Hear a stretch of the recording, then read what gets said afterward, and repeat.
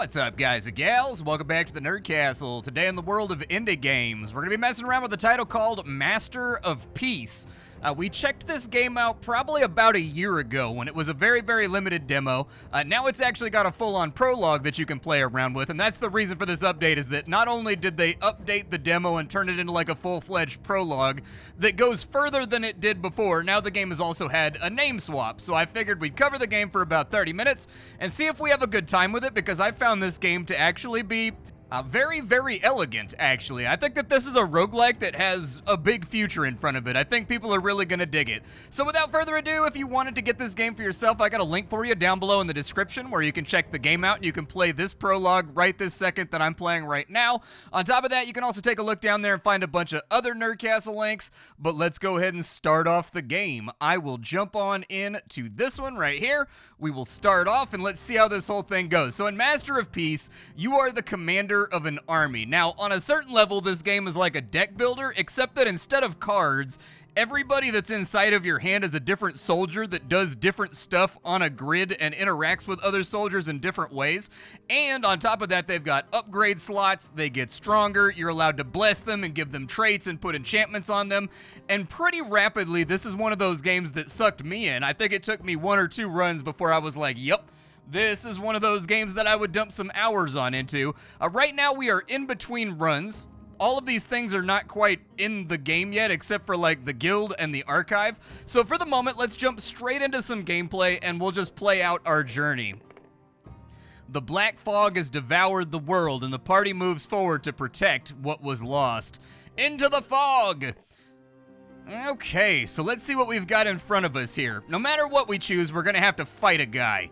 Don't you just hate that? You walk 3 steps outside of town and all of a sudden you gotta fight a guy that comes charging out of the bushes like an enraged opossum. But if we go past that, there are a number of places. Actually, we probably want the boot camp because that'll let us swap out one of our characters. If you wanted to take a look at the soldiers that we currently have inside of our army, nothing really that crazy to be spoken of right now, but the good news is, with the way this game's upgrade system works, even useless characters can become like really, really useful if you upgrade them properly, and you make sure that you're seeding various synergies throughout your army. So for right now, I do think that I actually want to replace some of these guys, so we'll probably go for the boot camp over here. So let's take our first battle and I'll explain how this all works.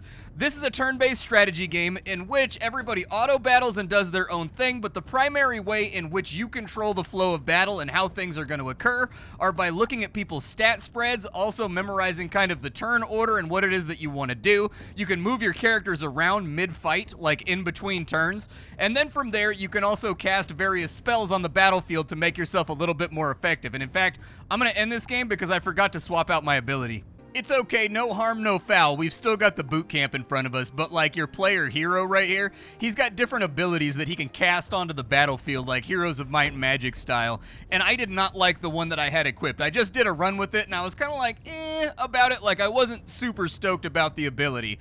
So in battle right now, every single unit in the game has 3 stats. They have attack, they have HP, and they have speed. Guys that have higher speed act first, guys that have higher attack deplete HP faster, and then on top of that, everybody's gonna slide forward by 1 when the battle is initiated, and depending on what they're facing against, they will either attack a unit that's in front of them, or they will attack our battle flag. Our units will do the exact same thing, and the goal of the game is to kill off the enemy's battle flag before he kills off yours. So this guy right here has a 1 in speed, and he's got 3 HP. I've got a special ability called Sharp Dagger. In order to seize the initiative, I'm gonna stab him, and then I'm gonna play, what is this guy right here? An Explorer. I'm gonna play the Explorer right here because he's got 2 speed. That will beat this guy's 1 speed, so he will act first. He only has 1 HP left, so he'll win, and then he'll take this corridor right here. So there you go. There was your first exchange of fire in the midst of a game of Master of Peace. Now, on turns after the first turn, it costs you AP. If you look down in the bottom right-hand corner over here, deploying a unit costs you 2, moving a unit costs you 1. So if I wanted to do so, I could take this guy, and I could move him back over to this side to block off this corridor, and then I could play another guy on this side to carry on, creating the initiative as we move across the field. I'm not going to do that for right now. Instead, I'm going to play my Sword Dancer right here. He's got a special ability that makes it so that anytime he attacks anything, he gets +1 Oh, an enemy. Okay, so he couldn't get it by attacking the powder keg. But anyways, he gets +1 attack every single time that he attacks, which is very, very useful for building up momentum. Now, you may have noticed that there was a dice roll right there. It went very, very quickly, but those who were astute and like keeping an eye on the battlefield were like, wait, what were those numbers that just popped up right there? So this game uses a dice ruling tiebreaker for units that have the exact same speed. So for example, units that are 3 act faster than our units are 2, so they'll go. And then when it gets to the units iteratively that have 2 speed, every single 2 speed unit will roll a dice. Whoever gets the best score goes first, and then it'll play all those out. Then it'll do the same thing for 1 speed, allies and enemies. And so it's got sort of a wave feel to it as the game iteratively steps its way through the different speed ratings of all the characters that are available. Now this Watchtower Guard right here is very, very fast, but it doesn't really matter because he doesn't hit hard and he's not that scary. So realistically, what I would like to do over here, we may also lose this scrum right here. I will swap. Oh, I can't. Okay. I was going to swap these two, but that would cost me 2 AP. Then I won't be able to deploy to block off that lane. I think, I mean, it's all down to a dice roll, isn't it, right now? That's really kind of our problem. I do have a relic called the Deep Blue Cloak. You can start out with a relic. It makes it so the first attack misses my flag that goes up against my flag, and so I may actually levy that bonus to play that guy right there. He has an ability called Footwork that increases his attack and his speed if he's deployed to a lane that has no enemies in it, and so we will probably just leave her where she lies for right now. Ooh, we got the initiative right there. So he managed to land the hit and kill his guy. He got an attack off, but it didn't hit our flag because our flag has the blue cloak over it. This guy right here, he's already slower, so he's going to lose. This guy right here is going to lose. I think we're in good shape. Good stuff. And their flag is now being worked on. This guy's got 3 speed, so what we'll want to do over here is we'll want to put him right there so that we outspeed him on that side. I could kill him with my dagger right now, but I'm just sort of like going over the basics of combat and repositioning your units so that people watching the video will get a good vibe about all the options and things that you can do inside of a fight here in order to swing things in your favor. And you're definitely going to want to do that because not every fight is going to be as easy as this one. As you get further, like into the second act, you can tell that it's new content because, man, there are some fights in there that are real hair pullers. You'll sit there just staring at the battlefield like, oh god, what am I gonna do? After you get done with your fight, you're gonna get some kind of bonus. Right here, we have preemptive defense. And so this is a trait that we can put on one of our mercenaries' second slots. You no doubt notice that they have little slots down here. Each of these slots can be filled up with something that makes them perform in a different way. For example, this guy has footwork, and this character has lifesteal. This right here, when an enemy attempts to attack the ally's flag from an empty tile, move to the front of the enemy attacking the flag, and at the end of the round, gain 2 HP. I don't know, man. That one's a little bit unpredictable and would leave a lane open, especially once the battlefield gets larger. I think I'm going to skip this one because we already have the blue cloak, which is basically doing the same thing without rearranging my troops in an unpredictable way. And so I'm just going to pass on that real quick. We are going to go to the boot camp. And inside the boot camp, this is a special building where you can sacrifice one of your units to get a selection of 3 upgraded units.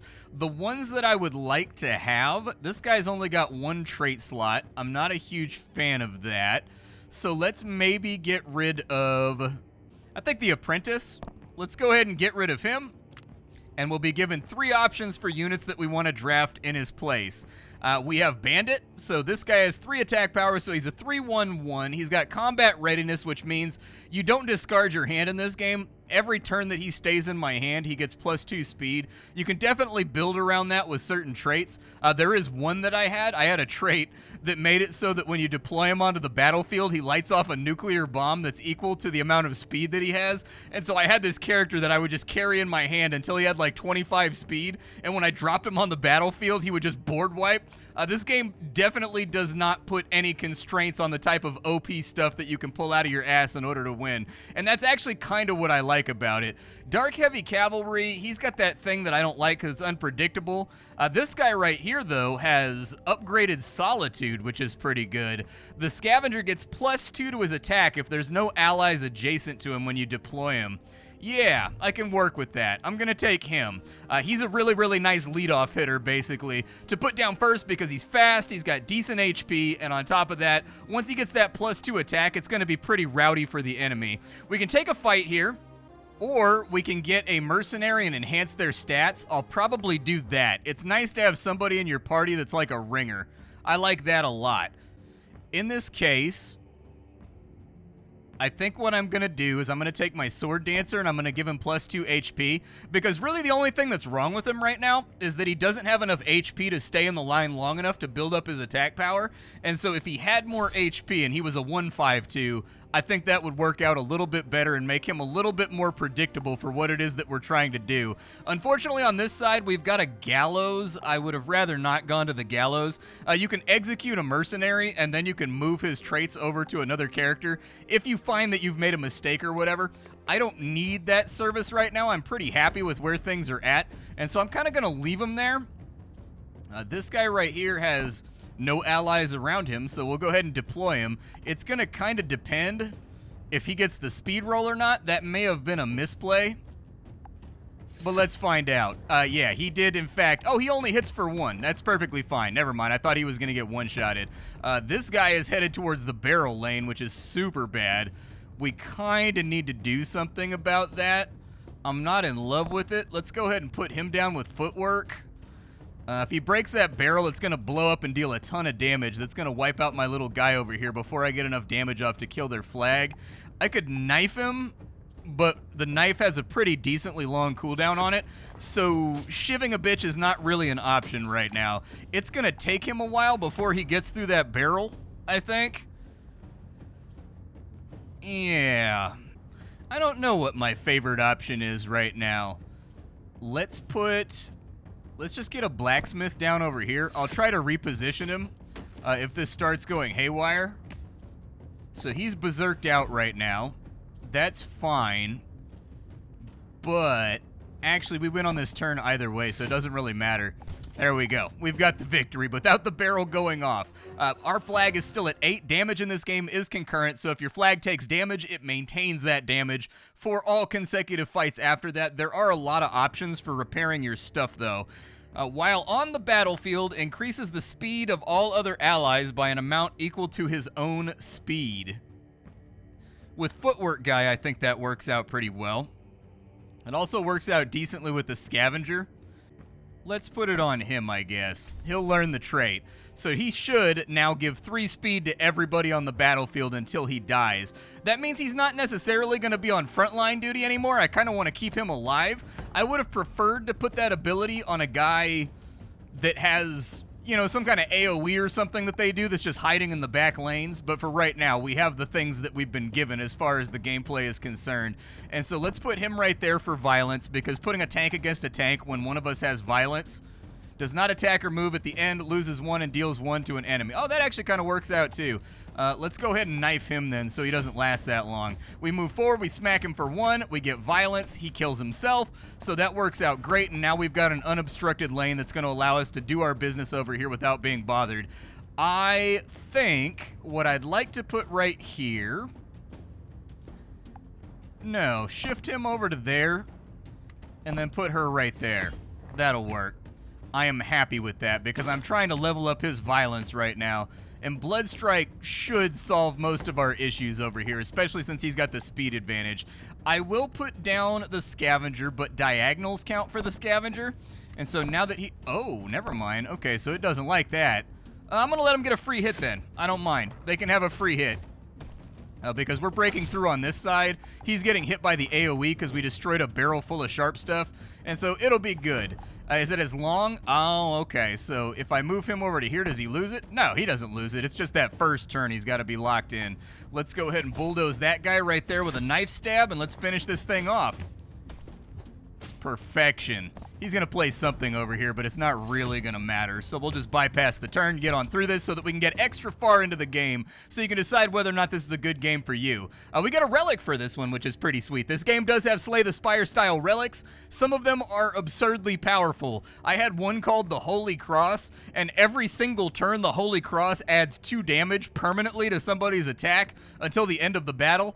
Oof, that thing could spiral out of control real quick when you've only got like 1 or 2 guys on the battlefield. End up with guys that have like 14 attack and 8 HP if you build it right. All allied mercenaries that have an attack of 2 or below will attack another random enemy mercenary. It's not bad. It definitely makes the lower hitting guys a little bit more useful. So it's 2 or less. Okay, and before the enemy flag or the boss takes damage, all of your allied mercenaries gain a speed and gain an attack. That's not bad, but this one right here actually, I think makes up for like bad units that I can't quite get rid of, and so I'm okay with it. At the gallows, we can execute a traitor over here. It'll move their traits onto a new character. Even if I wanted to, there's not really a lot of things that I want to get rid of from my overall assemblage right now, so I'm not going to. On this side, we've got another opportunity to get rid of one of our units to replace it with an advanced unit. We've got a Helm Breaker over here. This guy loses HP, but he gains attack and speed. He would actually be a really good character if I had taken the other ability that I started out the video with, because it's a heal for 3 HP, so I could boost his HP to the moon every single time that the cooldown was up, and then he would just keep draining his own HP in order to have more attack and speed, which would be kind of nice. Then again, it would mean that my heal was entirely reserved for him, and I don't know that that's a strategy that floats towards the end game. However, we do have a paladin right here. If you survive after being hit, counterattack and deal damage equal to your remaining HP. Gain +1 if this kills an enemy. Okay, that's not bad. Or we can get another sword dancer. I'll probably take the paladin and just load him on in, and then let's see what we get for this last fight. I don't feel confident going into Act 2 right now. I haven't really grabbed anything that makes me feel confident in our chances of victory. Let's go with, you know what, put the paladin on in, man. We'll go ahead and spike that guy right there with a knife just to get the initiative. He killed off an enemy, so that's good. This guy's got 2 attack because he's been upgraded. That concerns me a little bit. He'll hit for 1. He'll get smacked back. When he gets smacked back, he'll counterattack. Running the turn order in my head, I think this should work. I'll be more convinced that it works if we get the first attack off, but I'm not sure for right now. Let's go ahead and we'll get him down with footwork over here, and that'll enchant his speed to guarantee the first hit. So first hit is out. They smack us. I smack him back with riposte. He dies right there because of the fang medallion. And then he's got 2. It's coming in right there. So we're going to want to move him elsewhere so that he doesn't die. Well, that's okay. Just let him have a hit on my flag then. I don't care. We've got we get that first big miss right there, and I'm like okay with it. If I have somebody that's... oh, never mind. I can just knife him. There you go. Knife him. He's been knifed. We have successfully knifed a guy live on camera. This guy's got 3 attack, which is actually kind of a problem. That's not like something that I love the idea of dealing with. So you maybe move over to here, and then I'll put you right there since you can tank it, and things will more than likely be okay. Okay, we're starting to get into a real rowdy scuffle right now. I'm going to reinforce him right here because he goes down on the... no, he's got the speed advantage. Never mind, he doesn't go down right here. He goes down right here. Okay, everything in this game you can undo, by the way. That's one thing I really like about this game is they freely allow you to play around with your pieces and put things back in your hand and get like a full refund. And so if you feel like you've made a play that's in error, by all means, just like undo the damn thing. I'll put her right there instead so that she backs up that guy. We got the first hit right there, which is great. This fight right here, unfortunately, is doomed to lose. Don't worry about it, though, because when your characters die, they aren't gone forever or anything. They'll come back in the next battle. But you can run out of units to deploy just like the enemy can. In fact, that's a major strategy, is playing things that board wipe when you only have like 1 guy on the field, but they have 4 guys on the field, because you just traded 1 guy for 4 of their guys, which means they're going to run out way more turns than before you do. And so there's a lot of different angles that you've got to think about this game from. It's a very, very thinky kind of game. From where we're sitting right now, we're looking decently strong. We don't have the speed advantage right here, but it shouldn't matter altogether that much, I think. Like, I think we should be all right. I'm just going to send it and kind of see what occurs. Okay, I can live with that. Did the Fang Medallion not go off? I feel like, so he attacked the flag. He should have hit somebody, and then he has 2 attacks, so I feel like, oh, I guess maybe you can't, like, randomly hit a guy that you've already hit. Maybe that's the way that it goes. Let's guarantee the victory. Well, maybe not you right there. I'm gonna put you right here, you right there, and you right there, and that should work out okay. I mean, I guess we had the victory on the left-hand side, so I was just, like, reconfiguring things for no reason. On this side, actually, I think the Sword Dancer getting resentment would be a really good idea. That makes it so he gets attack every single time anybody in our army takes damage. And so that should be a nice little beefy builder for him right there. And then we've got our first boss battle. The Dragon Cult Commander. So this guy's got a special mechanic. You're going to have to figure it out. But basically, oh, he's got different abilities this time. Never mind. Interesting. The last time I fought him, he had different abilities. Okay. We're going to need to establish pretty solid board control here, I think. So let's knife this guy just to get him off the field. We'll deploy him so that he gets footwork. And every time you hit this chest right here, you get an HP and an attack. I think that'll work out pretty good. Like, I'm excited about his newfound HP values. It pleases. And then from there, I'll put my blacksmith over here to start getting debris out of the way. Okay, he got all the full buffs, but he did get tagged, unfortunately. Wish that he had not gotten tagged, but sometimes you get tagged in this life. It is what it is. Let's go ahead and we will deploy you to right there just to maintain a little bit of pressure.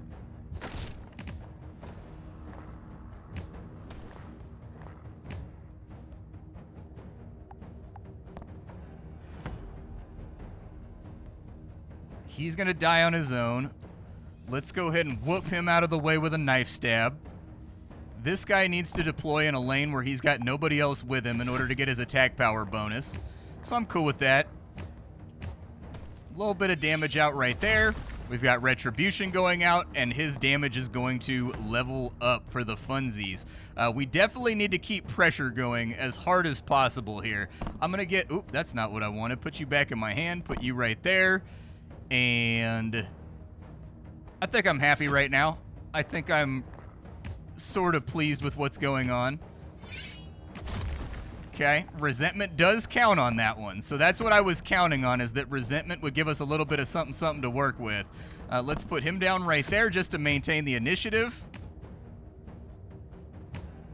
Ooh, what did he do? He did something. He did something unpleasant. Okay, he survives. His resentment takes him up. And I don't think it matters. I think we've got the win right here. We've got 1 damage, 4 damage, 5 damage. Yeah, we're all right. Good stuff. After defeating him, we get to upgrade one of our traits. Upgrading traits, very, very important in this game.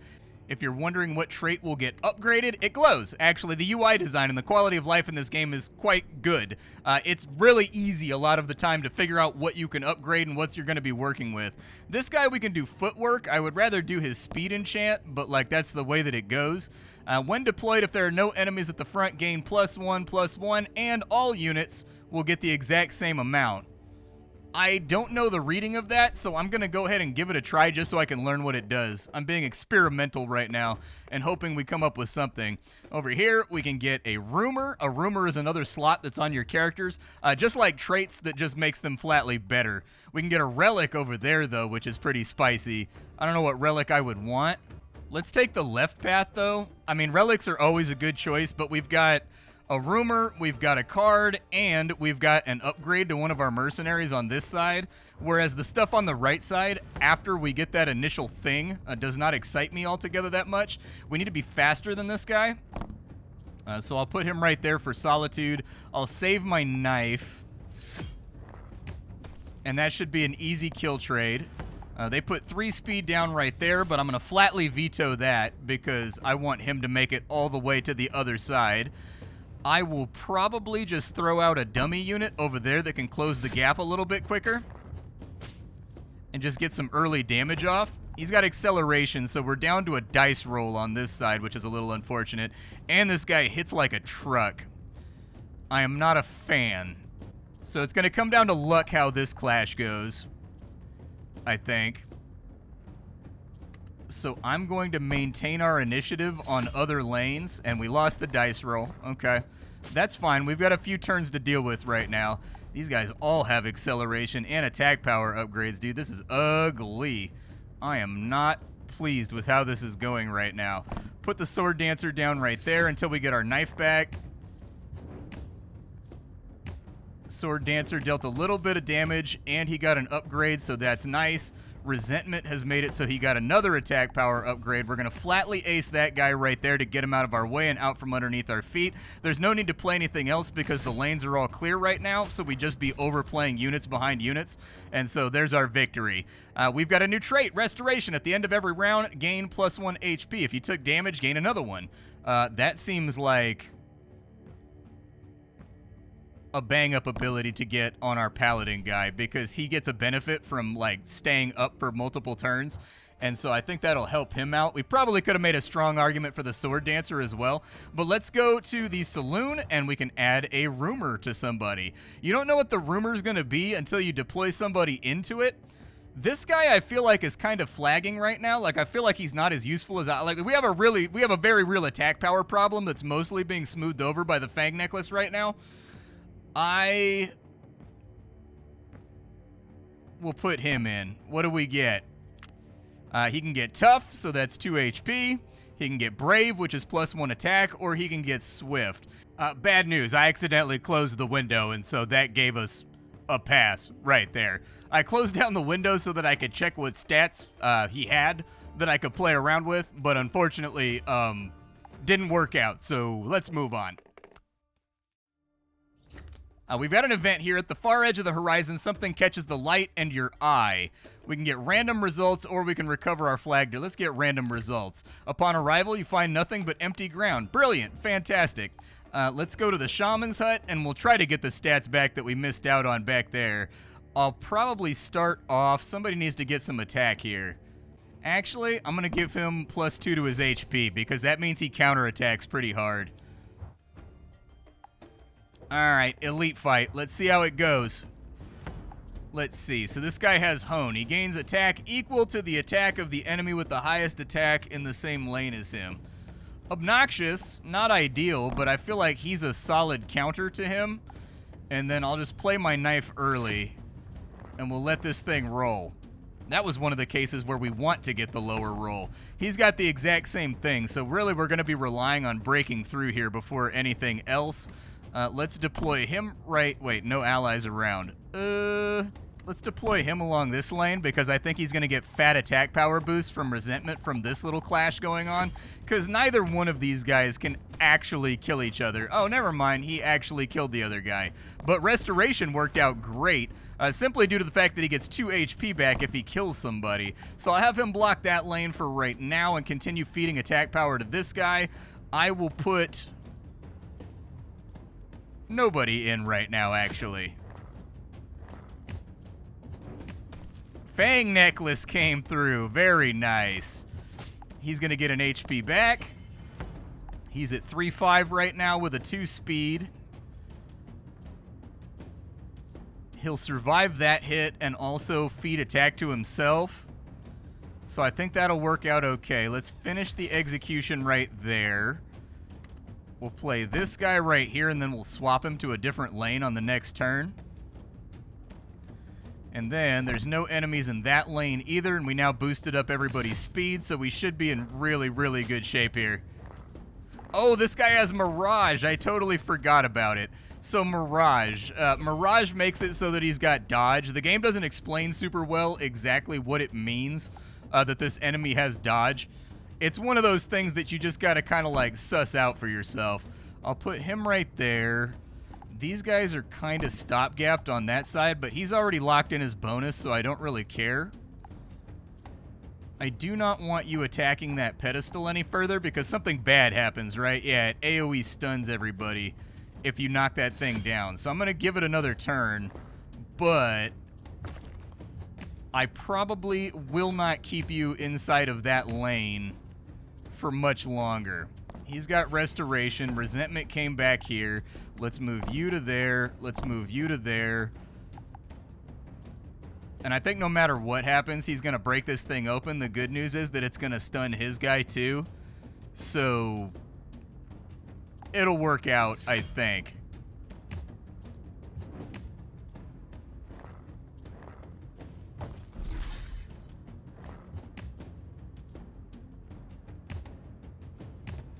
Good stuff. Get 2 HP back right there. Man, these Mirage guys are going to be a headache.